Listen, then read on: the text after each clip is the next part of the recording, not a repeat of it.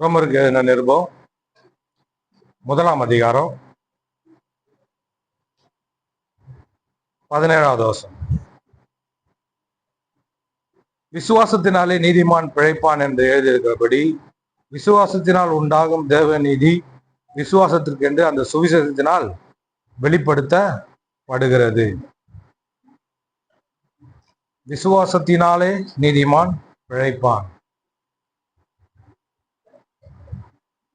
சொல்லுங்க எல்லாரும், விசுவாசத்தினாலே நீதிமான் பிழைப்பான்.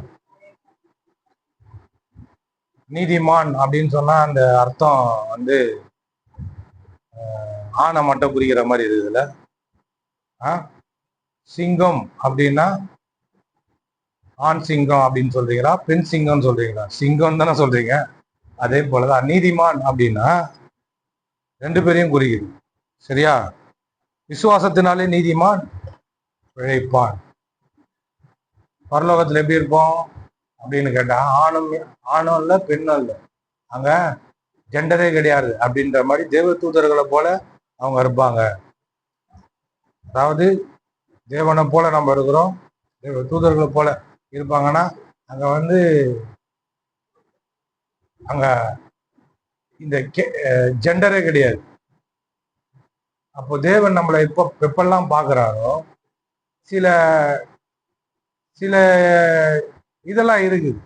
ஒரு பெண் என்ன செய்யணுமோ அதை செய்வாங்க, ஒரு ஆண் என்னென்ன செய்யணுமோ அதை செய்வாங்க. அதுக்காக நம்ம என்ன பண்ணக்கூடாதுன்னா வெறும் ஆணை மட்டும் தான் பேசுது அப்படின்னு சொல்லி எடுக்கக்கூடாது. இப்போ பெண்ணா இருக்கிறதுனால, பெண்களா இருக்கிறதுனால நான் இதை சொல்றேன்.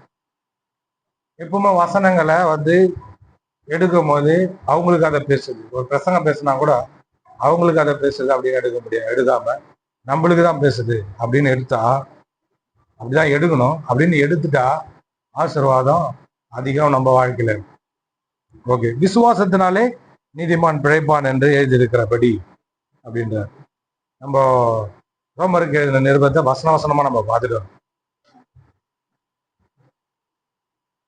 இன்னைக்கு வந்து 17, 16, 17 தான் போன வாரம் நம்ம பார்த்தோம். இந்த 17 இன்னும் நல்லா பார்க்கணும் அப்படின்றதுனால இந்த 17ஆம் வசனத்தை பார்ப்போம்.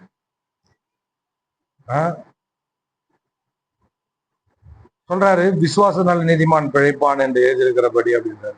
முன்னாடி பேசுறாரு, கிறிஸ்துவின் சுவிசேஷத்தை குறித்து நான் வெட்கப்படு, முன்பு யூதரிலும் பின்பு கிரேக்கரிலும் விசுவாசிக்கிறவனோ அவனுக்கு ரட்சிப்பு உண்டாவதற்கு அது தேவ பலனா இருக்குது அப்படின்னு போன வாரம் பார்த்தோம். பவுலுடைய உள்ளத்துல நம்ம இப்ப பாட்டு பாடின மாதிரி சுவிசேஷ பாரம் ஒன்று என் சுமையாக வேண்டும். நான் பாட்டு பாடினா இதையே நினைச்சுக்கிறேன். எனக்கு சர்ச்சை இடம், பெரிய இடம் தேவை, விசுவாசிகள் தேவை, பண தேவைகள் இருக்குது, நிறைய காரியங்கள் பண்ணோம், அப்படியெல்லாம் வந்து தேவைங்க இருக்குது. அது பாடும் போது தான் தெரியுது அதிகமா எதை பாரமா வைக்கணும் அப்படின்னா, ஒரு ஊழியக்காரனும் ஒரு விசுவாசியும் சுவிசேஷத்தை தான் பாரமா வைக்கணும். ஆண்டவருக்கு எது பாரம்? நீங்க தான் பாரமே. பாரம்னா நான் பாரமாகிறேன் ஆண்டவருக்கு அப்படி இல்லை. உங்க மேல அவ்வளவு பாரமாகிறாரு. கர்த்தர் மேல் பாரத்தை வைத்து விடு, கலங்கி தவிக்காது, அவரே உன்னை ஆதரிப்பார், அதிசயம் செய்வார். அப்போ உங்களுடைய நீங்க பாரமா எதை நினைக்கணும்? கர்த்தர் என்ன நினைக்கிறாரோ அதை நினைக்கணும். அவர் என்ன நினைக்கிறாரு? உங்களுக்கு என்ன செய்யலாம், உங்களுக்கு எதை பண்ணலாம் அப்படின்னு தான் நினைக்கிறாரு. அதை எப்படி பார்க்கலாம்?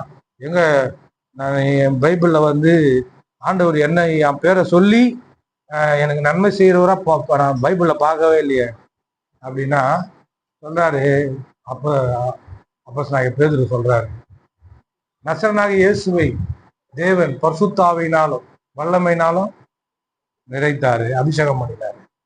எதுக்காகனா, எதனால அதை அபிஷேகம் பண்ணதுனால என்ன செஞ்சாரு அப்படின்னா, அவர் நன்மை செய்கிறவராகவும் பிசாசின் வல்லமையில அகப்பட்ட யாவரையும் குணமாக்குகிறவராயும் சுற்றி திரிந்தார். அப்போ அதே இயேசு, நம்ம வெறும் வந்து பைபிள்ல பார்த்துட்டு அப்படியே இருந்துடக்கூடாது. அதே இயேசு இப்போ இருக்கிறாரு. இப்ப நம்மளுக்கு என்ன பண்ணுவாரு? உங்களுக்கு நன்மை செய்யறதுதான் அவருடைய வேலை. உங்களுக்கு நன்மை செய்யறதுக்கு தான் சுற்றினே இருக்கிறார், பார்த்துனே இருக்கிறார். நம்ம என்ன பண்றோம்னா மற்ற காரியங்கள் மேல பார்வை வச்சுனே இருக்கும். என் பையன் வந்து அவன் தூங்குறான், அவன் வந்து கிளாஸ்ல நல்லா கவனிப்பான். என்ன மாதிரியே நான் கவனிப்பேன். யாருன்னா பேசுறாங்களா என்னுடைய ஃபுல் அட்டென்ஷனையும் கொடுப்பேன். என்ன பேசுறாங்க, என்ன பேச வராங்க அப்படின்றத வந்து நல்லா ஃபுல் அட்டென்ஷன். அவன் நல்லா கவனிக்கிறதுனால நல்லா படிக்கிறான். அவர்கிட்ட இருக்கிற ஹைலைட்டே அதுதான். இப்போ ஒரு கிளாஸ்ல கவனிக்காத பிள்ளை எப்படி இருக்கும்? சின்ன குழந்தை அவன், அதுங்க குழந்தைங்க வேற கத்தின்னு வேற இருக்கும். அந்த கூட்டத்தின் மத்தியிலையும் அவன் கவனிச்சு படிக்கிறான் அப்படின்னா, கவனிக்கிறான்னா அதுதான் அவனுடைய ஹைலைட். அதே போல நம்ம கர்த்தர் நம்ம மேல கவனமா இருக்கிறாரு. நம்ம மேல கவனமா இருக்கிறவர் மேல நம்ம கவனமா இருக்கிறோமா அப்படின்னாதான் அதுலதான் பிரச்சனையே ஆரம்பமாகும்.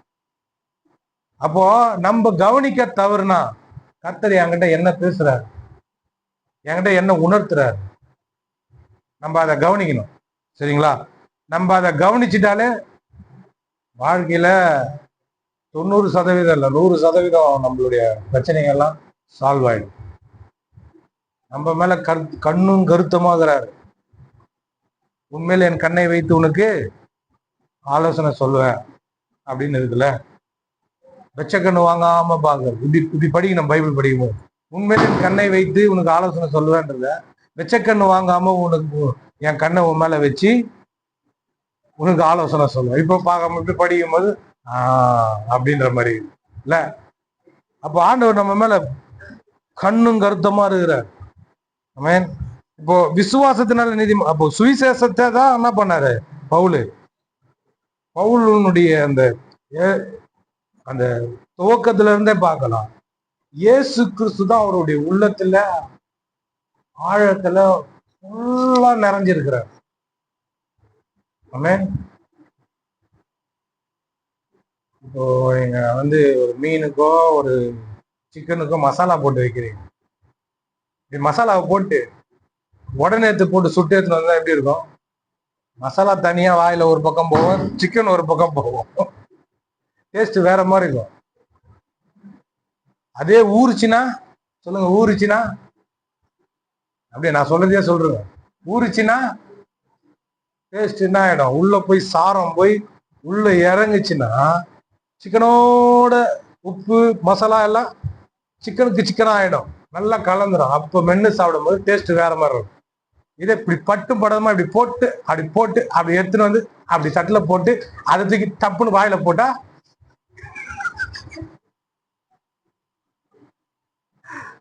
ருசி பொட்டுன்னு வரும், நல்லா வராது.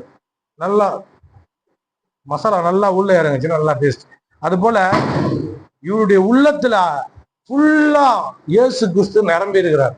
அப்போஸ்தலனாகிய பவுல் உள்ளத்துல ஃபுல்லா நிரம்பி இருக்கிறதுனால சொல்றாரு, ஆரம்பமே இயேசு கிறிஸ்துவின் ஊழியக்காரனும் அப்போஸ்தலனாகும்படி அழைக்கப்பட்டவன்ன்றார். ஃபுல்லா இயேசுதான் நிறைஞ்சிருக்கிறார் அவருடைய உள்ளத்துல. ஃபுல்லா இயேசு நிறைஞ்சிருக்கிறதுனால சொல்றதெல்லாம் அவர் ஒண்ணு சொன்னார்னா அந்த அந்த இடத்துல நின்றுதான் பேசுறாரு. சுவிசேஷத்துல நின்றுதான் பேசுறாரு, நற்செய்தியில நின்றுதான் பேசுறாரு. இயேசு கிறிஸ்துடைய சிலுவைய அதை மனசுல வச்சுதான் பேசுறாரு. இயேசு கிறிஸ்துவ ஃபுல்லா மனசுல வச்சுதான் பேசுறாரு பவுல். கிறிஸ்துவின் சுவிசேஷத்தை குறித்து வைக்கப்படன்னு சொல்லிட்டுதான் அதை சொல்லிட்டுதான் இதை சொல்றாரு. விசுவாசத்தினால நீதிமான் பிழைப்பான் என்று எழுதியிருக்கிறபடி அப்படின்ற இந்த விசுவாசத்தை பத்தி கொஞ்சம் நான் சொல்லிடுறேன்.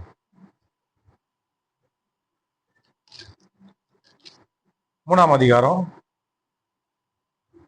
ரோமர் 3ஆம் அதிகாரம் 3. சிலர் விசுவாசியாமலும் போனாலும் என்ன, அவர்களுடைய அவிசுவாசம் தேவனுடைய உண்மையை அவமாக்குமோ?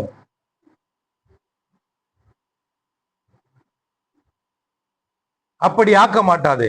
நீர் உம்முடைய வசனங்களில் நீதிபரராய் விளங்கவும் உம்முடைய நியாயம் விசாரிக்கப்படும் போது வெற்றி அடையவும் இப்படி ஆயிற்று என்று எழுதியிருக்கிறபடி தேவனே சத்தியபரர் என்றும் எந்த மனுஷனும் பொய்யன் என்றும் சொல்வோமாக அப்படின்ற. சொல்லுங்க எல்லாரும், விசுவாசம். இந்த விசுவாசம் எவ்வளவு ரொம்ப முக்கியம் தெரியுமா? எந்த அளவுக்கு இயேசு கிறிஸ்து தன்னுடைய ஜீவனை கொடுத்தாரோ அதே அளவுக்கு விசுவாசம் ரொம்ப ரொம்ப முக்கியம் தேவனுக்கு. எந்த அளவுக்கு ஒரு ஒன்ன சமைக்கிறோம், எவ்வளவு எஃபர்ட் எடுத்து சமைக்கிறோம். எனக்கு சமையல் வராது, என் ஒய்ஃப் தான் அந்த அடுப்பாங்கரையில குக் பண்ற இடத்துல விட்டுருவேன், நான் போக மாட்டேன். எனக்கு வெறும் சுத்தண்ணி வைக்க தெரியும், தோசை சுட தெரியும், ஆம்லேட் போட தெரியும், கொஞ்சம் டிவி போட தெரியும், அவ்வளவுதான். அதுக்கு மிஞ்சி போக மாட்டேன். எவ்வளோ சமைக்கிறது, எவ்வளோ வேலை.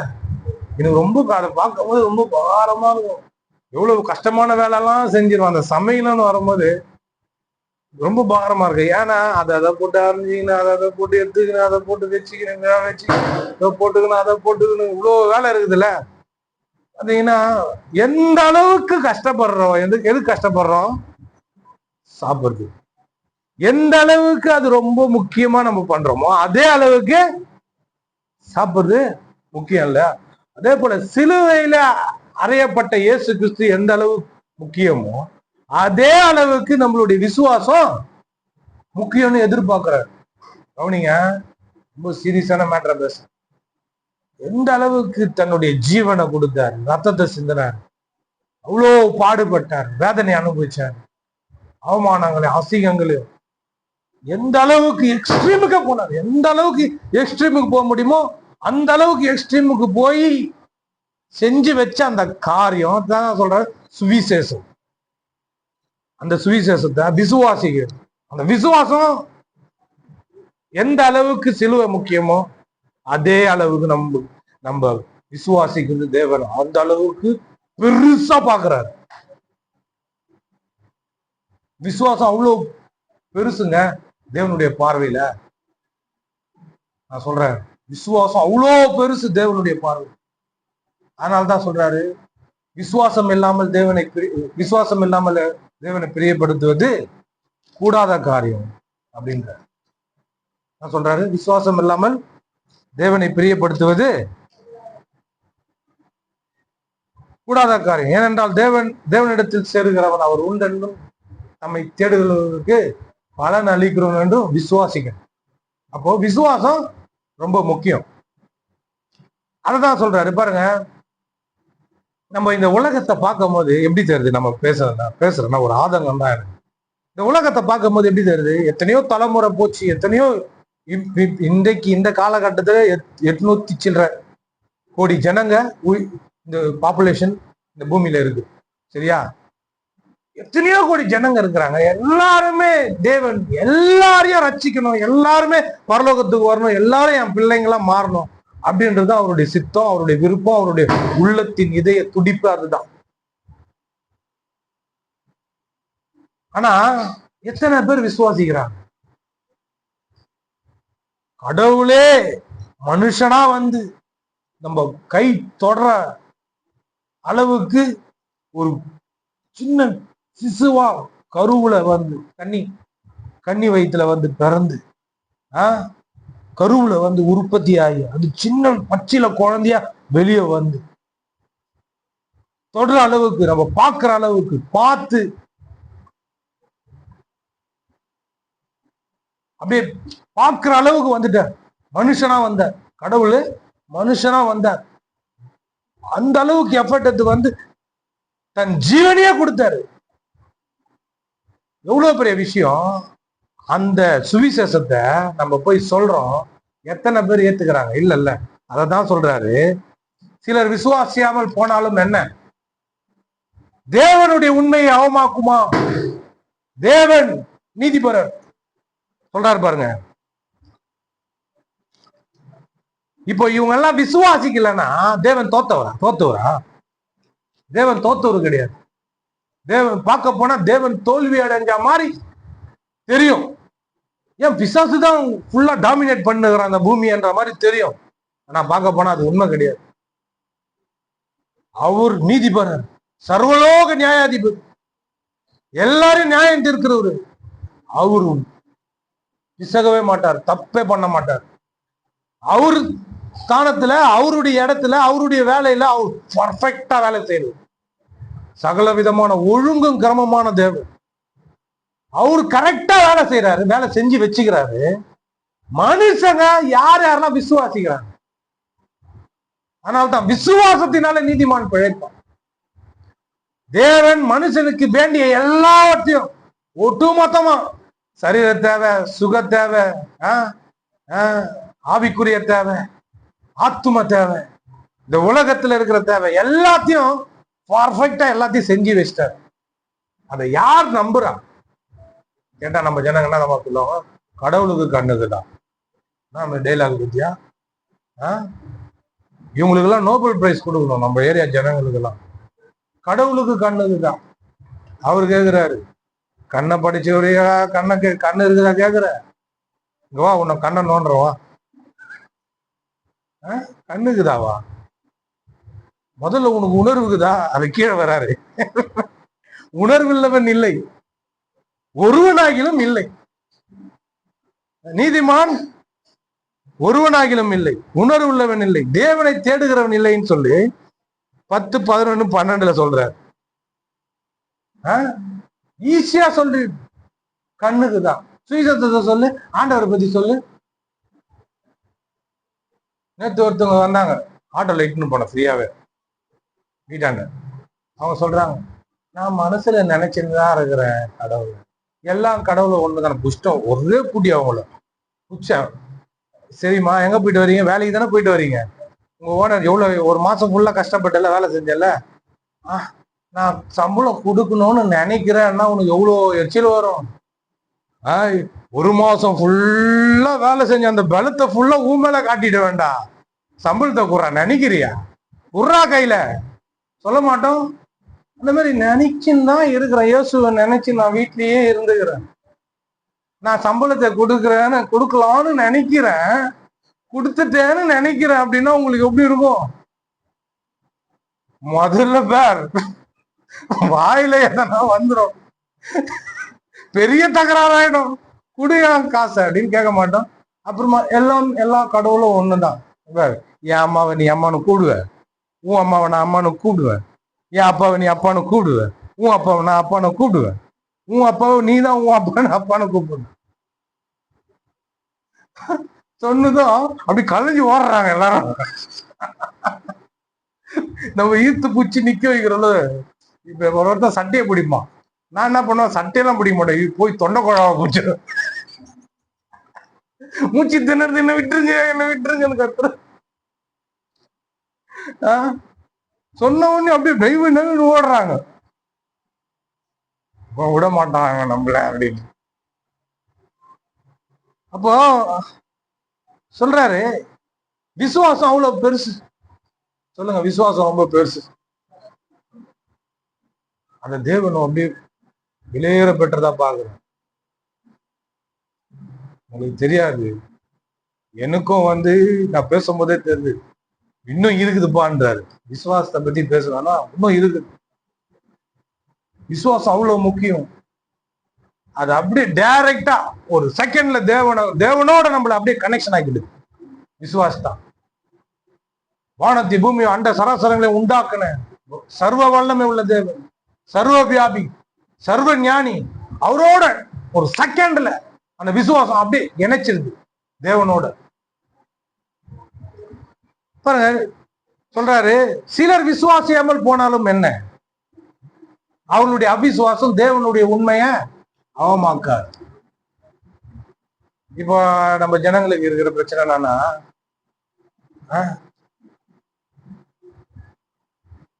என்ன சர்ச்சைக்கு நிறைய பேர் இருப்போம், என்ன சர்ச்சைக்கு இவ்வளவு நாள் வந்த ஒண்ணுமே பிரயோஜனம் இல்லை, விசுவாசம் போனாலும் என்ன, உங்களுடைய அவிசுவாசம் தேவனுடைய உண்மையை அவமாக்குமா? அவரு தன்னுடைய இடத்துல கரெக்டா இருக்கிறார். நீ எந்த விதத்துல எப்படி வர்றமோ தேவன் கிட்ட வந்தா அதை என்ன பண்ணலாம், உன்னுடைய தேவைகளும் உன்னுடைய எல்லா விதமான நெருக்கங்களும் போராட்டங்களும் எல்லாமே சால்வ் ஆகுறது நிச்சயம். 100% இல்லை, ஜீரோவே கிடையாது, கணக்கே கிடையாது, ஜீரோவுக்கு கணக்கே கிடையாது. அந்த அளவுக்கு நிச்சயம். வானமும் பூமியும் ஒழிந்து போனாலும் வசனம் ஒழிஞ்சு போவார். அப்போ இங்க சொல்றாரு, அப்போ இவங்க எல்லாருமே விசுவாசிக்காம போனா தேவனுடைய உண்மைய அவமாக்க முடியாது. அவருடைய இதுல அவர் கரெக்டா இருக்கிறார். அப்ப இவங்க விசுவாசிக்கலன்னா என்ன நடக்குதுன்னா, என்ன ஆகுதுன்னா, தேவன் தோத்த மாதிரி தெரிகிறார். தேவன் என்ன பண்றாரு? தோத்த மாதிரி தெரிகிறாரு. சுத்திரம் பார்த்தா பிசாசு ஃபுல்லா மியூசிக் கேக்குது, பட்டாசு ஓடிது, சுத்தி கச்ச கச்சா கச்ச கச்சா கச்ச கச்சாரு கிச்ச கிச்சா கிச்ச கிச்சா கிச்ச கச்ச கச்சா. இது பார்க்க போனாலும் எம்மா என்னடா இது ஜனங்க அப்படின்ற மாதிரி இந்த உலகம், என்னடா உலகம் இது, என்னடா உலகம், இதில் எத்தனை கலகம்ன்ற மாதிரி சுத்திரும் ரொம்ப மோசமா இருக்குது. இதை பார்க்கும் போது என்ன தோணுது? ஒருத்தருக்கு நம்மளுக்கு கேட்பாங்க, ரொம்ப ரொம்ப நல்லா கரெக்டா நடக்குது, கடவுள் இருக்கிறாரா? இருந்தா ஏன் இப்படி நடக்குது? மறுபடியும் பாரு,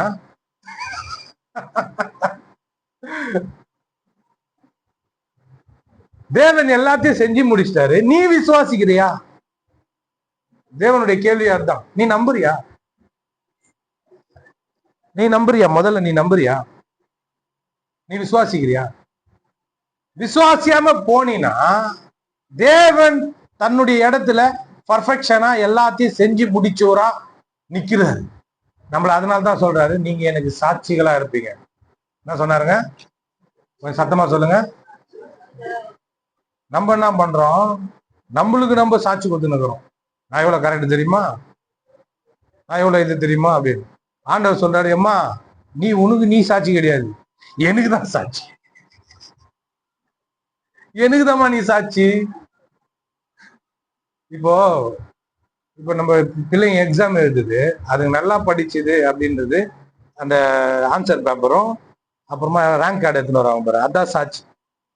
அந்த மாதிரி ஆண்டவர் சொல்றாரு, பேர் நான் எவ்வளவு நல்லவர், நான் எவ்வளவு ஆசீர்வதிக்கிறவர், நான் எவ்வளவு ஆபத்துல காப்பாத்துறவர், நான் எவ்வளோ உனக்கு நன்மையை செய்கிறவர்ன்றதுக்கு நீ என்னது அந்த ரேங்க் கார்டு சொல்லுங்க. நான் ரேங்க் கார்டு ஆண்டவருக்கு, ஆண்டவருக்கு ரேங்க், உங்களுக்கு பார்த்தா ஃபர்ஸ்ட் ரேங்க் போடுறதா செகண்ட் ரேங்க் போடுறது அப்படின்றது ஜனங்க தான் போடணும். என்ன பார்த்தா என்ன எத்தனை ரேங்க் போடுவாங்க? நான் இருக்கிற ஒரு 50க்கு மேலதான் இருப்பேன்னு நினைக்கிறேன். நம்மளை பார்த்த உடனே போடணும் ஃபர்ஸ்ட் ரேங்க். ஆண்டவர் உண்மையிலேயே யோசப்பை பார்த்து என்ன சொன்னாங்க? அவனுக்கு எதிரி தேடி வரானுங்க, வீடை தேடி வந்து, மெய்யாகவே கர்த்தர், நீ கர்த்தரால் ஆசீர்வதிக்கப்பட்டவன், மெய்யாகவே கர்த்தர் உன் கூட இருக்கிறார். ஒண்ட வந்துவன் அந்த அந்த அந்த தேசத்துல வந்தான், வந்துவன் அவங்கள விட பெரிய ஆள் ஆகுறான். பார்த்துட்டு பயப்படுறாங்க, ஏய் இவனை விட்டா நம்மளை விட பெரிய ஆள் ஆயிடும் சொல்லிட்டு போய் உடன்படிக்கை பண்றாங்க. இந்த பயம் வரணும். நீங்க பயமுறுத்துறீங்களா? இல்ல அவங்க பயம் இவெல்லாம் போய் ஏய் என்கிட்ட எல்லாம் அவள் தாண்டா ஒண்ணு அப்படின்னு பயமுறுத்தல. இவன் பாட்டுன்னு இவன் வேலையை கத்தர் நம்பின்னு இவன் பாட்டுனே செய்யுங்கடா, பலன் ஒண்டுங்கடான்றான், தண்ணி வருது, விவசாயம் பண்ணுங்கடான்றான், செழிக்குது. அந்த தேசத்துல விதை விதைத்தா அது 100 மடங்கு கத்தர் பலனை கொடுத்தாரு. இவன் போய் பயமே முட்டல, இவன் போய் விதை விதைச்சு அறுத்துன்னு கிடக்குறான். அவனுங்க பார்த்து போய் கேள்வி போடுறாங்க, என்னடா அவன் இப்படி பாய்ந்தே போறான். அந்த மாதிரி பயமுறுத்துறீங்களா? இல்ல வீடு ஏறி போய் கதவு தட்டியா இங்க வெளியே வா, அவள்தான் உன்னை கொண்டுருன்னு பயமுறுத்துறீங்களா? நம்ம எதுவுமே பண்ண வேணாங்க. ஆமென். ஃபர்ஸ்ட் ரேங்க் எதுவுமே செய்ய தேவையில்லை. நம்ம பாட்டு கர்த்தரை நம்பி பள்ளம் ஒன்னா போதும், தண்ணி வரும், விதை விதைச்சா போதும், செழிப்பு வரும். நம்ம போய் யாரையும் என்ன நம்பு அப்படின்னு சொல்லவே தேவையில்லை. பயம் நம்ம வாழ்க்கையை அவங்கள பயமுறுத்தணும். ஆமென். உண்மையை பார்க்க போனா இதுதான் சாட்சி. எனக்கு சாட்சிகளா இருப்பீர்களா? ஜெயலலிதா அம்மா கேட்டது போல நான் சொல்றேன், செய்வீர்களா? கர்த்தர் கேக்குற, சாட்சிகளா இருப்பீர்களா? அதுக்கு என்ன பண்ணும்? கர்த்தரை நம்ம அது சொல்றாரு, விசுவாசிக்கணும். ஆமென். விசுவாசத்தான் பாருங்க, அவன் விசுவாசத்தான். இங்க என்ன சொல்ல வர, இதுல ஒரு காரியத்தை சொல்ல வரேன் பாருங்க. இந்த விசுவாசம் ரொம்ப பெருசு. நம்ம நினைக்கிறத காட்டிலும் தேவனுடைய பார்வையில இது விலையேற பெற்ற ஒன்று, இந்த விசுவாசம். நிறைய பேர் விசுவாசிக்கலன்னா அது என்ன என்ன என்னத்தை காட்டுதுன்னா தேவனுடைய உண்மையை அவமாக்குற மாதிரி இருக்கு. தேவன் எதையும் செய்யாத மாதிரியும், உங்களை படைச்சிட்டு போ தருதல போ சுத்தின கடை தண்ணி தெளிச்சு விட்ட மாதிரியும் இவங்க நினைச்சுக்கிறாங்க. அதனால்தான் சொல்றாரு, உங்களிடத்துல உங்களை அதுக்கும் பாருங்க இடம் உங்களை பார்த்துட்டு வந்து கேட்பாங்க, இதெல்லாம் எப்படி நடக்குது, நல்லா இருக்குது, எப்படி நடக்குது, உன் வாழ்க்கையில எல்லாம் அற்புதம் நடக்குது, உன் வாழ்க்கையில அதிசயம் நடக்குது, உன் குடும்பத்துல சமாதானமா இருக்குது, உன் குடும்பத்துல சந்தோஷமா இருக்குது, உன் பிள்ளைங்க எல்லாம் நல்லா இருக்கிறாங்கல்ல, எங்க கூட தான் இருக்கிற, நீ மட்டும் என்ன தினசாகிற. அப்படி கேட்கும் போது உங்களை கேட்டு விசாரம் சாந்தத்தோடு சொல்லணும், அது அடிங்க வா அப்படின்னு கூட, அது வாங்க வாங்க நான் சொல்றேங்க, இந்த இயேசு இருக்கிறார்ல அவரை நம்பினாங்க, அவர் மனசார நம்பினேன், அவர் சொல்றதெல்லாம் நான் செஞ்சேன், என் இஷ்டத்துக்கு நான் போல, நான் ஒண்ணு என்ன பண்ணல, நீங்க ஒண்ணு சொல்லும் போது நான் ஒண்ணு நினைக்கிறது அப்படிதான் நினைக்கல, நானா என்ன பண்ணேன், முழுசா அவரு, நான் இல்ல அவரு அப்படின்னு போயிட்டேங்க. அதனால நான் நல்லா இருக்கிறேன், அவ்வளவுதான். இதுவா அவங்களுக்கு புரியாது. இப்படி இருந்தா எப்படிங்க அப்படின்னு கேட்பாங்க. அவரு பண்றாருங்க, நான் நட்டேன் அப்போலோ நீர் பாய்ச்சினான்றாரு, விலையை செய்கிறவரோ கர்த்தர். ஒருத்தவங்க வாழ்க்கையில அவங்களுக்கு மட்டும் எப்படி நடக்குது, இது நடக்குது, இவர் மட்டும் எப்படி ஒரு குழந்தை வந்து ரெட்டை குழந்தை பிறந்து ஒரு பொண்ணு ஒரு ஆணு, அப்புறமா பார்த்தா எதுவுமே இல்லைன்னு பார்த்தா இன்னொன்னு வந்து பிறந்தது என்ன மாதிரி, அது எப்படி பிறந்தது, எப்படி உங்களுக்கு மட்டும் நடக்குது, அந்த மாதிரி ஆச்சரியப்படணும், பிரமிப்பு உண்டாகணும். அங்க அந்த அது வந்ததுலே கர்த்தர் கூட இருக்கிறாருன்னு பிரமிக்கணும். இந்த மாதிரி நடக்கிறதுக்கு சான்ஸே கிடையாது. எனக்கு சொன்னா கீழாயிடும், பிரச்சனை ஆயிடும், தோல் வளர்ந்தனே போகும். டாக்டர் சொல்றாரு 99%. அப்ப இன்னொரு பிரச்சனை ஒண்ணு சொன்னார், கண்டிப்பா அது வரானா, கண்டிப்பா வர 100% சொன்னாங்க, கண்டிப்பா வரானா, ஆயிடுச்சு, எத்தனையோ வருஷமா ஆயிடுச்சு. இவர் சொன்னார் 99.9% கண்டிப்பா வரானார். நீங்க முதல்ல பண்ணுங்க, அதுக்கப்புறம் வராது, நான் பாத்துக்கிறேன் அப்படின்னு சொல்லிட்டு பண்ண பாருங்க, வரல. நான் இப்ப நம்ம ஒரு டாக்டர் ஒருத்தர் சொன்ன, உங்களுக்கு இந்த மாதிரி இருக்குதுன்னா அவர் வாக்கு அப்படியே கடவுளா நம்பிடுது சொல்லிட்டாரு, அவர் தான் முடிஞ்சது கதை. யார் அவரு, எனக்கு நீங்க தான் டாக்டர் கடவுள், நீங்க சொன்னா நான் அப்படியே நம்பி வாழ்ந்துருவேன். ஆண்டவர் சொல்றாரு, நீ என் தமிழ்முகனால் சுகமான, இதை நம்புனா சுகமான. இங்க சொல்றாரு, சிலர் விசுவாசியாமல் போனாலும் என்ன, அவருடைய அவிசுவாசம் தேவனுடைய உண்மை, சிலுவையில அறையப்பட்ட இயேசுக்கு ரத்தத்தை சிந்தனை எதுக்காக, நம்மளுக்கு ஒரு புது ஜீவனை தருது, புது வாழ்க்கையை தருது, நம்ம ஆசீர்வதிக்கப்படுறது, நம்ம ஆசீர்வாதமா இருக்குது, நம்ம மற்றவங்களுக்கு ஆசீர்வாதமா மாறுறதுக்கு தான் இதை செஞ்சாரு. அவங்க அவிசுவாசத்துல இருந்தாங்கன்னா தேவனோட உண்மை எனக்காக செஞ்சு வச்ச அந்த கிரிய பொய்யாயிடுமா, அப்படி ஆக்க மாட்டாதே சொல்றாரு, அப்படி ஆக்க மாட்டாதே. நீர் உம்முடைய வசனங்களில் நீதிபராய் விளங்கவும், உம்முடைய நியாயம் விசாரிக்கப்படும் போது வெற்றி அடையவும் சொல்றாரு, வெற்றி அடையவும் இப்படி ஆயிட்டு என்று எழுதியிருக்கிறபடி. இவ்வளவு குறை சொல்லு சுத்தி நிற்கிறதுல ஜனங்க நொந்து போய் ஒரு மாதிரி சுத்தி நிற்கிறாங்கல்ல, அவங்க எல்லாருமே ஒருத்தவங்க ஒரிஞ்சு கட்டின்னு வருவாங்க, நான் செத்து நான் போய் கேட்க போறேன் அப்படின்னு சொல்லி. லேடிஸா இருந்தா சுருவிக்கின்னு, ஜென்ஸா இருந்தா லிங்கிய தூக்கி மச்சு கட்டிக்கின்னு நான் போய் கேட்க போறேன், அப்படிதான் நான் போய் உயிர்ந்த பால் எங்க என் ஃப்ரெண்டு கிட்ட வரண்டா, பாஸ்ட் வரண்டா, அதுல வேற அசிங்கமான வார்த்தைலாம் வர சொல்லி ஆண்டவர் என்ன பண்ண வரண்டா அப்படின்னு சொல்லி போய் உக்காந்த பாருங்க, ஒரே சுடு டுமின்னு நெஞ்சில சுட்டாரு, எல்லாம் சுக்குநூறா ஒஞ்சி போச்சு. அப்பவே ரசிக்கப்பட்டேன்,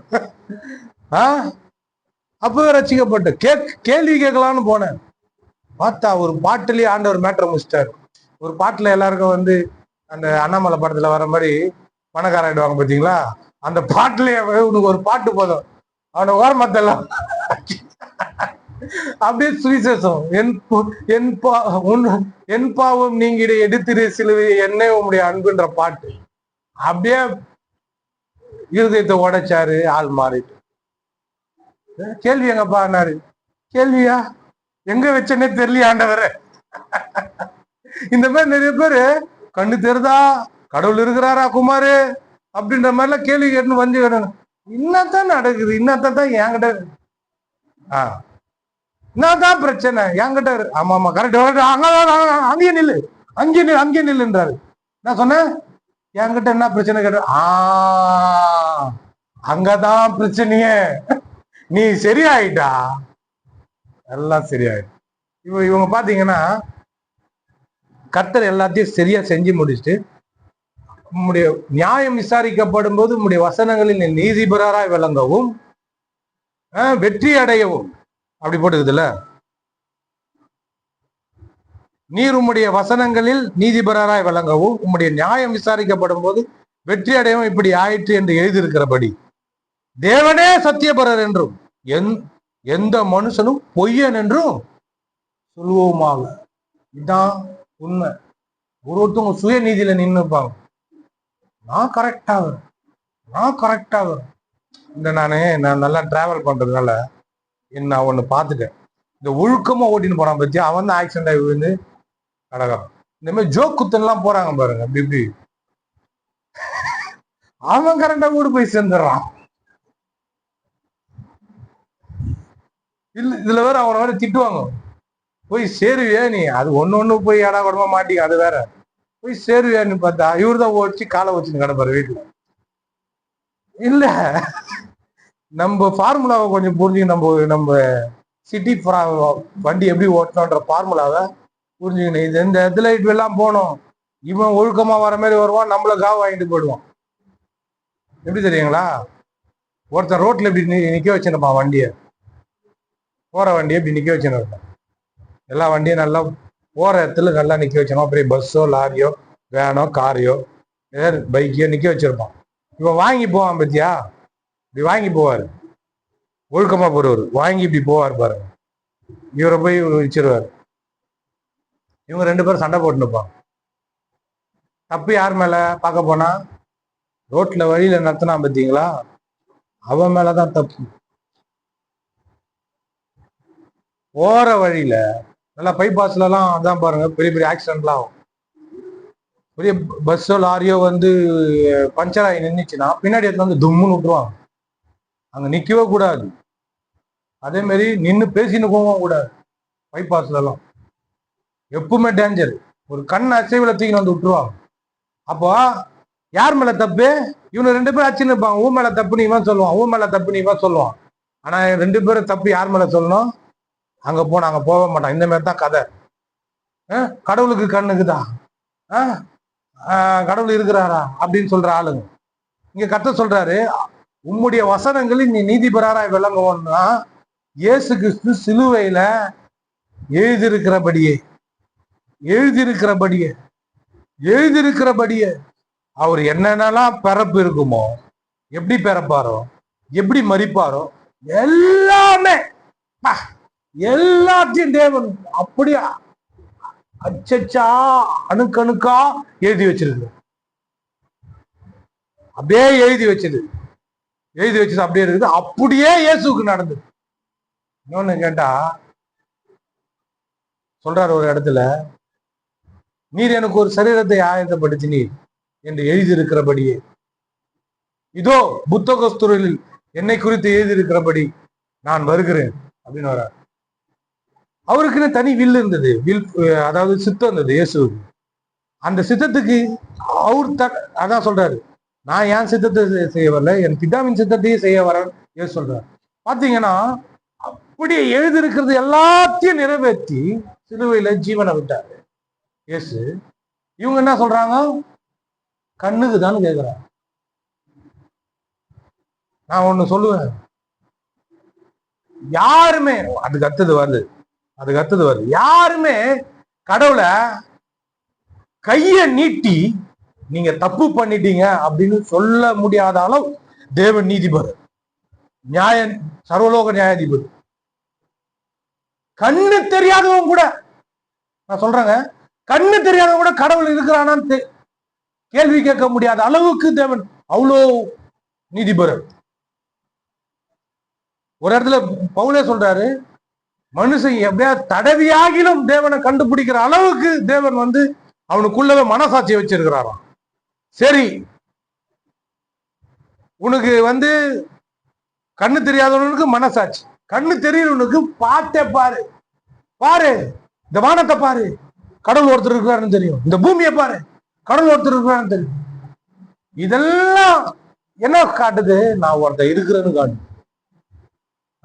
கடவுள் இருக்கிறான்னு காட்டுது.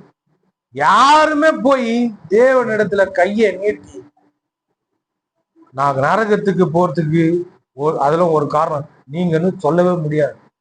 ஏன்னா அவங்க மனசாட்சியிலே தேவன் நன்மை எது தீமை எதுன்னு வகை இருக்கக்கூடிய மனசாட்சியை கொடுத்திருக்கிறார். இன்னொன்னு வெளிப்பிரகாரமான காரியங்களை கொடுத்திருக்கிறார். இன்னொன்னு கிறிஸ்தவர்களாகிய நம்மள சாட்சியா வச்சிருக்கிறார். அதே போல வசனங்களா எழுதி வச்சிருக்கிறார். வசனங்களா இருக்குது. எவ்வளோ சாட்சிகள் இந்த பூமியில ஜனங்க கடவுளை இயேசு கிறிஸ்துவ விசுவாசிக்குது. இதெல்லாம் நீ தள்ளி விட்டு கடவுள் இருக்கிறாரான்னு கேட்டீனா இந்த மாதிரிதான் ஒருத்த நிக்க வச்சுக்கிறான். அந்த தப்பு தெரியாத ஆள் எங்க மிஸ்டேக் பண்ற? ரொம்ப சென்சிட்டிவான ஒரு விஷயம். விசுவாசத்தினால நீதிமான் பிழைப்பான். கிறிஸ்தவர்களாகி நம்மளுக்கு வெறும் ரட்சிப்பு மட்டும்தானா அப்படின்னா, இயேசு கிறிஸ்து வந்தா ஒருத்தர் சொல்றாரு பாருங்க, ஆபிரகாமை தேவன் எதுக்காக ஆசீர்வதிச்சாரு அப்படின்னு சொல்லிட்டு அவருடைய இதுல சொல்றாரு, அவன் ஆசீர்வாதமா இருக்கிறதுக்கு தான் அவன் ஆசீர்வதிச்சார். தேவன் சுயநலம் உள்ள தேவன் கிடையாது. நம்ம பிள்ளைங்களும் அவருடைய பிள்ளைங்களாக நம்மளும் சுயநலம் கிடையாது. தேவன் ஒண்ணு பண்றாருன்னா அது பொது நலமா தான் இருக்கும். ஆமென். ஒரு காரியத்தை பண்ணதோ அவங்க அந்த பக்கம் உட்காந்துருந்தாங்க, இந்த தூக்கி உட்கார வச்சேன். இப்ப நான் அப்படி பேசுறேன்னா கேமரால கண்ணு அப்படி போதா? ஒருத்தர் சொல்றாரு கேமராவை பார்த்து பேசுன்றாரு. அப்ப இப்படி எத்தனை வைக்கிறோம், ஒரு காரணம் இருக்குது. இப்படி உங்ககிட்ட பேசும்போது எப்படியாவது கொஞ்சமாவது அந்த கேமராவை பாக்குற மாதிரி. அது போல எதை பண்ணாலும் தேவன் பொது நலமா தான். ஏன் ஆபிரகாம் சொல்றாரு, உன் சந்ததிக்குள் பூமியில் உள்ள வம்சங்கள் எல்லாம் ஆசீர்வதிக்கப்படும்படி. இப்ப நம்மளுக்கு என்ன தெரியுமா, நம்ம சுயநலமா நம்ம கேட்டு இருந்தோன்னு வைங்களேன், நிஜமா சொல்றேன், அது தேவனுக்கு பிரியமில்லாத காரணம். நான் ஆசீர்வதிக்கப்படணும், என் குடும்பம், ஏன் இது அப்படி இல்லை. ஆண்டவரே என்ன ஆசீர்வதிங்க, நிறைய பேருக்கு என்ன ஆசீர்வாதமா நான் இருக்கணும். ஆமென். வரும்போது கரெக்டா வந்துடணும், தப்பா வரக்கூடாது. ஆண்டவரே என்ன ஆசீர்வதிங்க, என் குடும்பம், என் ஜனம், நான் வரும்போது. கலைஞர் ஒரு கவிதை, நான் என் அப்படின்னா உதடு ஒட்டாதான், நாம் அப்படின்னு சொன்னாதான் உதடு கூட ஒட்டும். அது போல இன்னும் ஆசீர்வதிக்கணும் அப்படின்னா ஒரு தேவன் காரணம் கேட்கிறாரு. ஆமென். காரணம் வேணும்.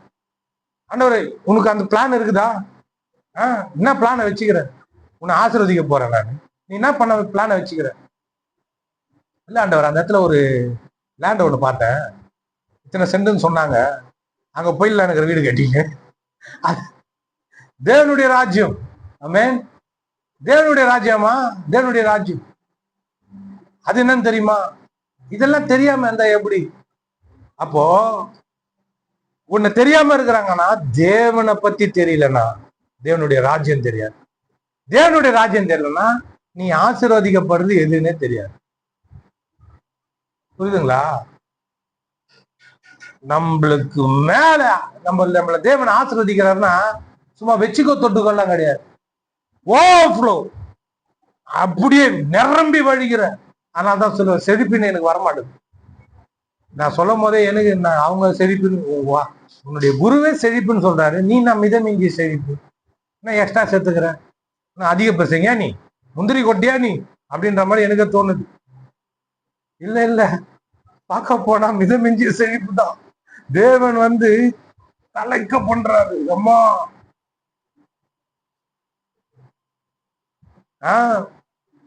ஓவர்ஃப்ளோ, கட்டுக்கடங்காத ஆசீர்வாதம். ஏன்னா தேவனுடைய உள்ளம் அந்த மாதிரி உள்ளம். தன் கிட்ட வந்தவர்கள் எல்லாருமே சுத்தமாகி போனாங்களாம். ஆமென். தன் கிட்ட வந்தவங்க எல்லாம் ஆசீர்வாதத்தை பெற்று போடுறாங்க. அதே போல உன்னை ஆசீர்வதிக்கிறனா, உன்னை பாக்குற ஜனங்க, உன் முகத்தை பாக்குற ஜனங்க, உன்னோட பழகுற ஜனங்க, உன் வீட்டுக்கு வர ஜனங்க, உன்னை சுத்தி இருக்கிற ஜனங்க, உன் சொந்தக்காரங்க, உன் பிள்ளைங்க எல்லாருமே உன்னை தொடும் போதே ஆசீர்வதிக்கப்பட்டுதான். ஆமென். ஒரு கம்பியை கொடுக்குறேன், இங்க ஒரு லைன் ஒண்ணு போகுது, தொடுங்க, உள்ள போய் விடுங்க, அவங்கள நீங்க தொடுங்க, அவங்கள நீங்க தொடுங்கன்ற எப்படி இருக்கும்? அது போலதான் சாக்கு அப்படி பரவணும், ஆசீர்வாதமும் அப்படி பரவணும், சுகமும் அப்படி பரவணும். இப்படி சொன்னாதான் விளங்குது. நான் என்ன பண்றேன்? செத்துற மாட்டேமா, அதெல்லாம் விட மாட்டேன், சுவிட்ச் ஆஃப் பண்றேன். அப்போ தேவன் வந்து நம்மளை ஆசீர்வதிக்கிறார். இப்போ சொல்றாரு, சிலர் விசுவாசியாமல் போனாலும் என்ன கேக்குறாரு. இந்த கேள்வி வந்து பயங்கரமான கேள்வி.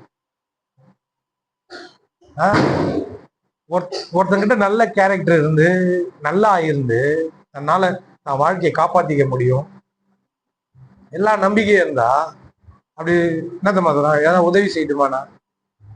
வேண்டாம். சரி, ஓகே. ஏன்னா உதவி தேவைப்படுமாண்ணா? வேணாம்.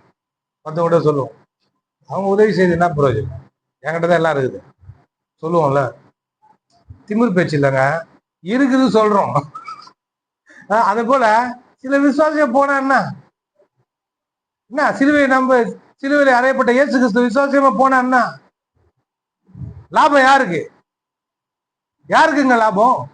விசுவாசிக்கிறவர்கள் லாபம். தேவனுக்கு அவருடைய ஸ்தானத்துல அவரு நீதிபரரா விளங்குறாரு, சத்தியபரரா விளங்குறாரு. ஆமென். சத்தியபரரா விளங்குறாரு. சொல்றாரு சத்தியபரர், தேவனே சத்தியபரர். சொல்லுங்க, நல்லா கொஞ்சம் சத்தமா சொல்லுங்களேன்.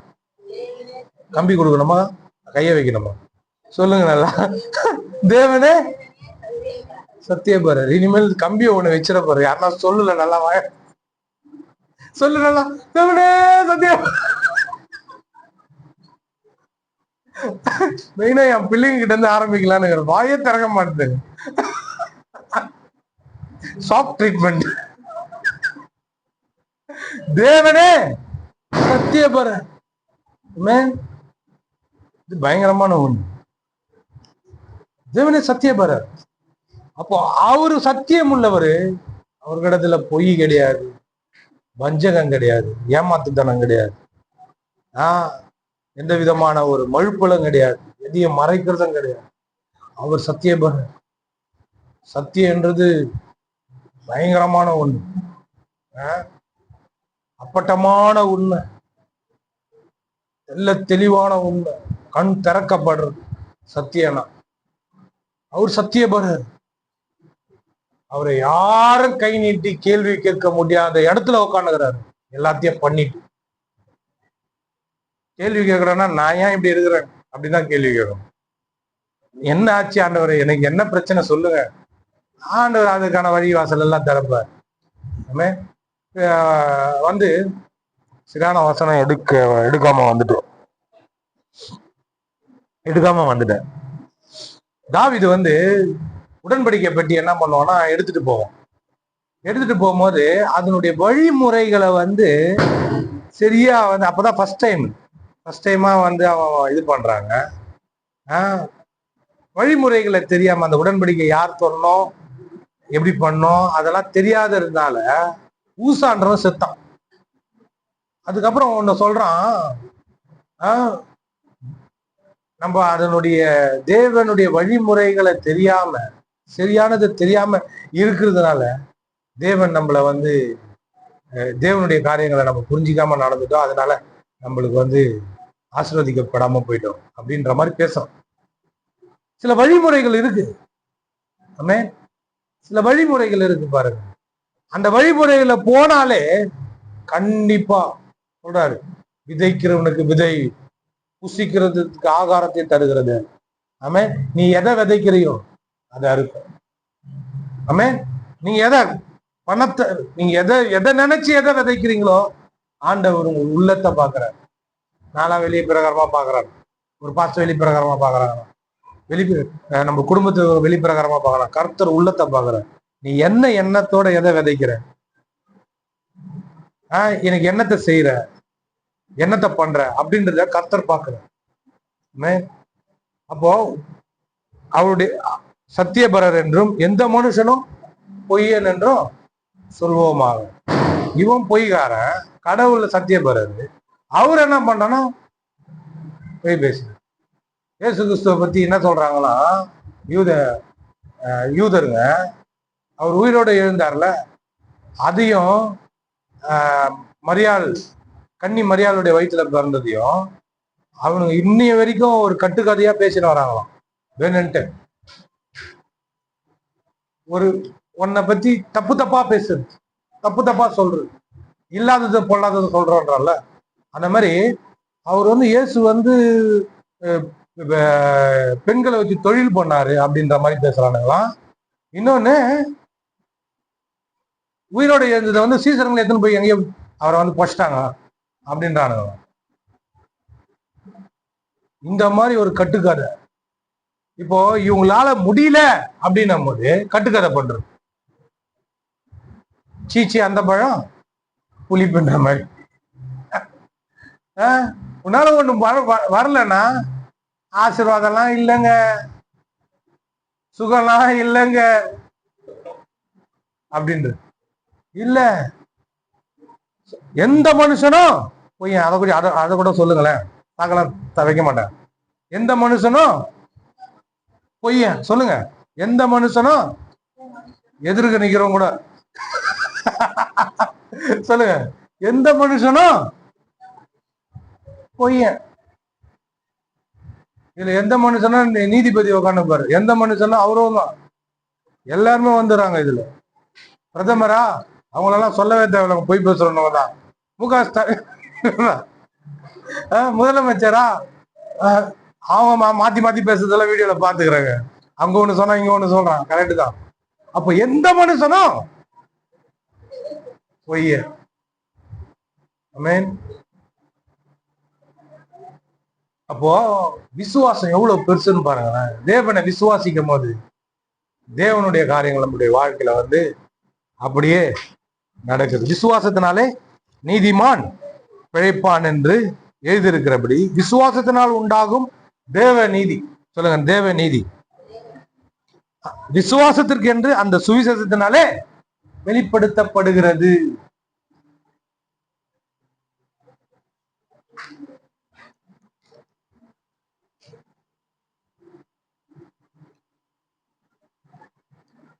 இதை சொல்லிட்டு நான் முடிச்சிடறேன்.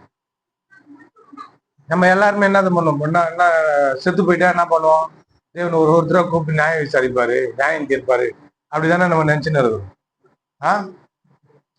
அப்படிதானே நினைச்சிட்டு இருக்கிறோம். தேவனுடைய உள்ளத்தை பாருங்க, அவருடைய ஒரு தயாள குணத்தையும் அவருடைய எல்லையற்ற அன்பையும் பாருங்களேன். பாவியாக நம்ம இருந்தோம்ல, பவுல் சொல்றாரு, பாவியா இருக்கும் போதே கிறிஸ்து நமக்காக மரித்தார். ஆமென். நல்லவன்றதுனால நீதிமானன்றதுனால மறிக்கல, பாவியா இருக்கும் போதே நம்மளுக்காக மரித்தார். இப்படி இருக்கும் போது விசுவாசத்தினால் உண்டாகும் தேவ நீதி. தேவ நீதி பாருங்க, ஆண்டவர் அந்த நீதி நியாயம் தீர்க்கும் அந்த இடத்துல உட்காந்துக்கிறார்ல, அவர் நீதிமானா இருந்து நீதிபதியா இருந்து நியாயஸ்தானத்துல உட்காந்து சர்வலோக நியாயாதிபதியா என்ன பண்றாரு, நியாயம் தீர்க்கிறார்ல. அத எப்படிதான் தேவன் நம்மளுக்கு பண்ணியிருக்கிறாரு. ஒரு குற்றவாளி கூண்டுல இருக்கிறவன் நீதிபதி இடம் எப்படி இருக்கும், குற்றவாளி கூண்டு எப்படி இருக்கும், குற்றவாளி கூண்டு இப்படி இருக்கும் இல்லையா? சாட்சி கொடுக்கிறவரும் குற்றவாளி கூண்டு எப்படி இருக்கும்.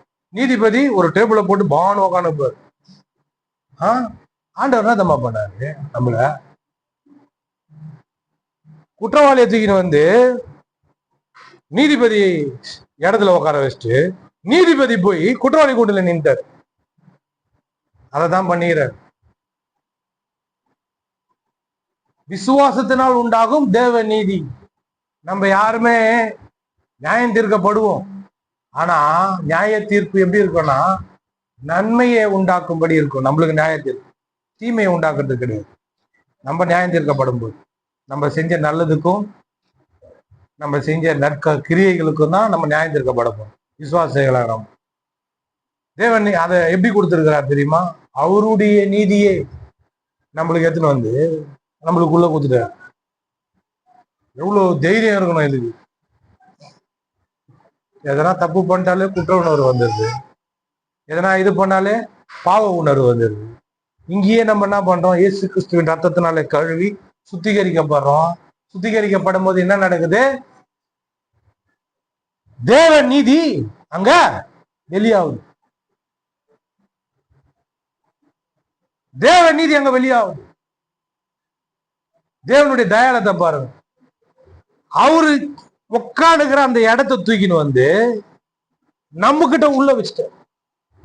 தேவ நீதி நம்மளுக்குள்ள இருக்கு. சொல்லுங்க, எனக்குள்ள தேவ நீதி இருக்கு. நம்ம குற்றவாளி கிடையாது, குற்றவாளி கூண்டுல நிக்க போறது கிடையாது. நம்ம தேவனுடைய பிள்ளை.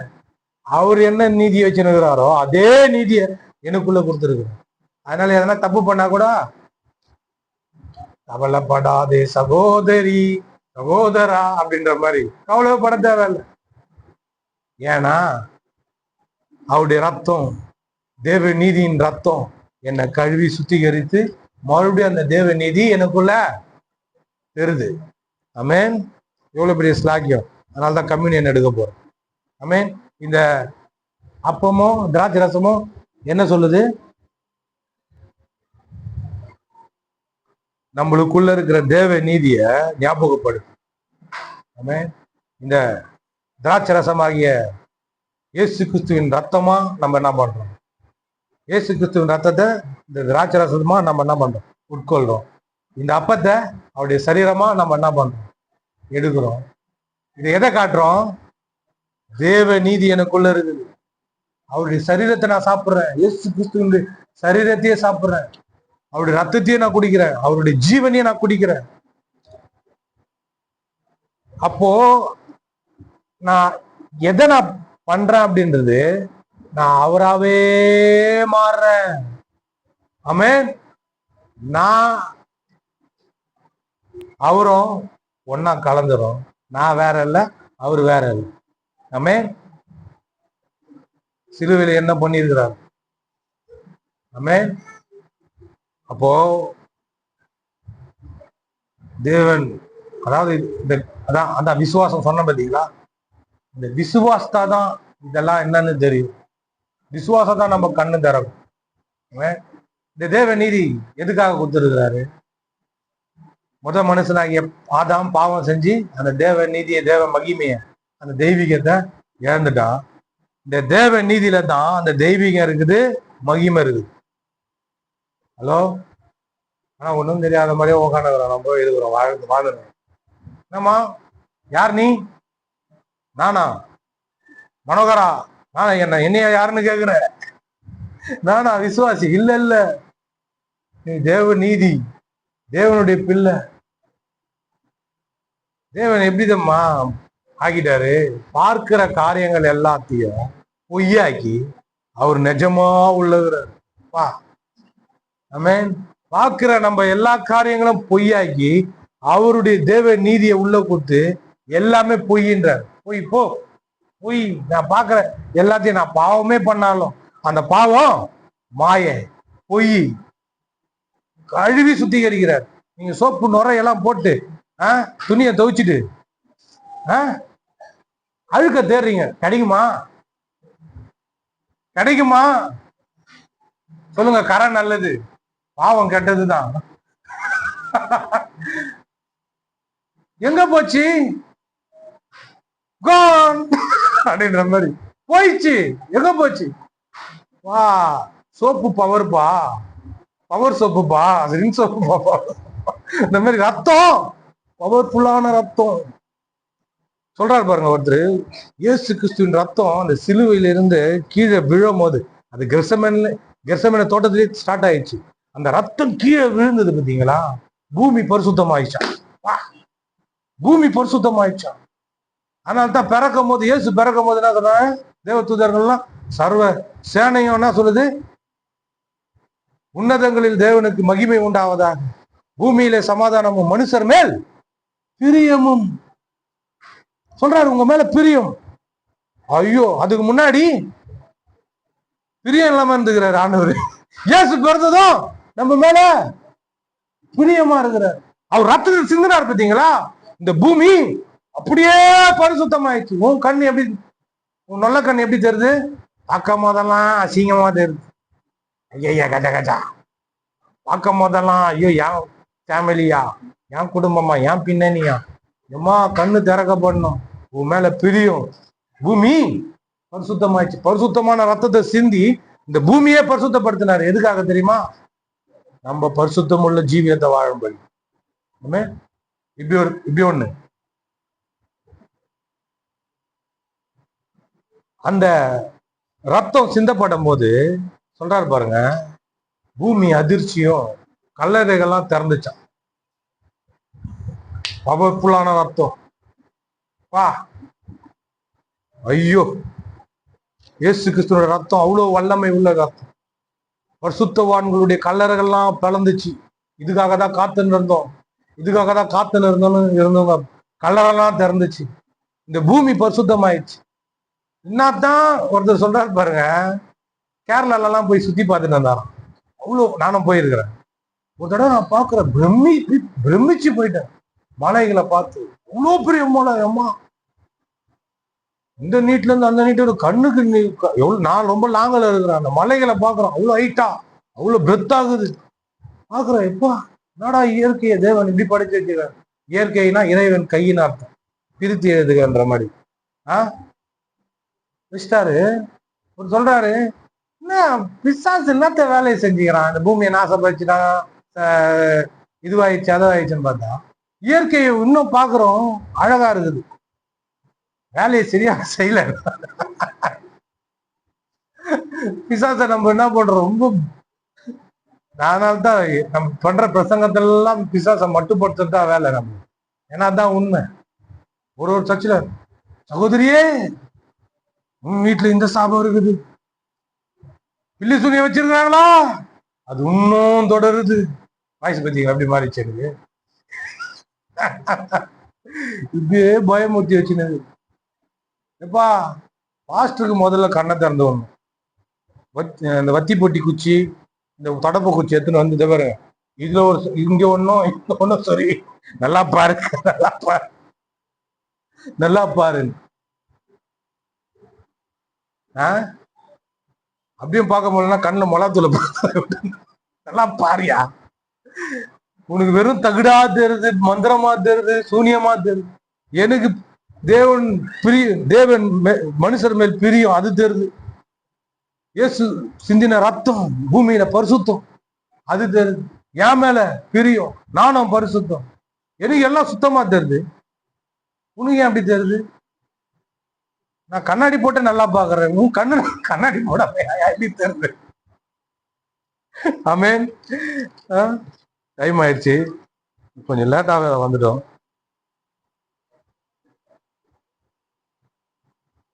விசுவாசத்தினால் உண்டாகும் தேவ நீதி விசுவாசத்திற்கு என்று அந்த சுவிசேஷத்தினாலே வெளிப்படுத்தப்படுகிறது. இது எப்படி வருது தேவ நீதி? நம்மளுக்கு எப்படி கிடைச்சது? இயேசு கிறிஸ்து எனக்காக மரித்தார், யாரோ ஒன்று சொன்னாங்க. நான் பாட்டு மூலியமா ரசிக்கப்பட்டேன். அப்புறமா சுவிசேஷத்தை குறித்து டீட்டெயில தெரிஞ்சேன், பிரசங்கத்தின் மூலியமா தெரிஞ்சு. இப்போ அந்த சுவிசேஷம், அந்த நற்செய்தி, அதுக்கு பின்னாடி தேவனுடைய கிரியை, அந்த செய்தி, அந்த செய்தியை சொல்லும் போது எனக்குள்ள வந்த விசுவாசம் என்ன ஆகிடுச்சு? தேவ நீதியை உண்டாக்குச்சு. விசுவாசத்தினால நீதிமான் பிழைப்பான். நம்ம அந்த கிரியை விசுவாசம் பார்த்தீங்களா, அதுவே தேவன் கிரியையா மாத்திட்டார் நம்மளுடைய வாழ்க்கையில். நம்ம நற்கிரியைகளை செஞ்சு தேவனை பிரியப்படுத்த வேண்டிய, சத்தியமா சொல்றோம், அவசியமே கிடையாது. இல்ல, நான் ஆண்டவர் நல்லா பிரியப்படுத்த பாக்குறேன். எங்க ஓடினுக்கிறியாக்கா, இங்க வா, திண்ணில உட்கார், நான் சொல்லி கொடு. நீ ஆண்டவர் விசுவாசத்தால அது பெரிய நற்கிரிய. ஏன்னா அவள் பண்ணார் பத்தியா பெரிய கிரியா, அதையே நீ நம்பிட்ட பத்தியா, அதை நம்புறதுனால நீ கிரியே செய்ய தேவையில்லை. கிரியை இல்லாமலே தேவன் என்ன பண்றாரு, நம்மள நீதிமானா மாத்திட்டார். நான் நல்லது செஞ்சு ஆண்டவருக்கு முன்னாடி நிக்க வேண்டியதில்ல, நான் விசுவாசிச்சுட்டு ஆண்டவர்கிட்ட முன்னாடி என்ன பண்றேன், நிக்கிறேன். அதனால நான் நற்கிரியை செய்யறேன். புது புது ஆளுங்கெல்லாம் இப்ப வருவாங்க பாத்தீங்களா, ரசிக்கப்பட்டு புது குழந்தைங்க. இந்த கோஸ் ஆஸ்பத்திரில இருந்து வரேன் பாருங்க, அந்த குழந்தைங்க எல்லாருமே என்ன பண்ணும், நான் ஒழுக்கமா இருக்கணும், நான் கரெக்டா நடக்கணும், சட்டப்படி நடக்கணும், நற்கிரியை செய்யணும், ஆண்டவருக்கு பிரியமா இருக்கணும்னு சொல்லிட்டு போட்டு ஒடுக்குவாங்க. அது குழந்தை அது அப்படிதான், என்னதான் சொன்னாலும் அதை தான் செஞ்சுன்னு இருக்கும். எவ்வளவோ சொல்றாங்க, வாயப்போல் பண்ணு, என்னென்னவோ பண்ணு, என்னென்னவோ பண்ணு, அது குழந்தை அப்படிதான் பண்ணும். அது போல புதுசா வந்த விசுவாசி கிரியை பண்ணணும், அதை பண்ணணும், நீ எதை செய்யணும், அதை செய்யணும். விசுவாசி என்னங்க இவ்வளவு சிம்பிளா முடிச்சிட்டீங்க? அதான் தேவன் மேல நம்பிக்கை வைக்கிறோம் பார்த்தீங்களா, அதுவே பெரிய கிரியை. ஆமென். அதனால சொல்றாரு, சிலர் விசுவாசியாமல் போனாலும் என்ன, தேவனுடைய உண்மையை அவமாக்குமா, ஆக்க மாட்டார். ஆமென். அதனால கர்த்தருக்கு நன்றி சொல்றேன் இந்த வார்த்தைக்கு.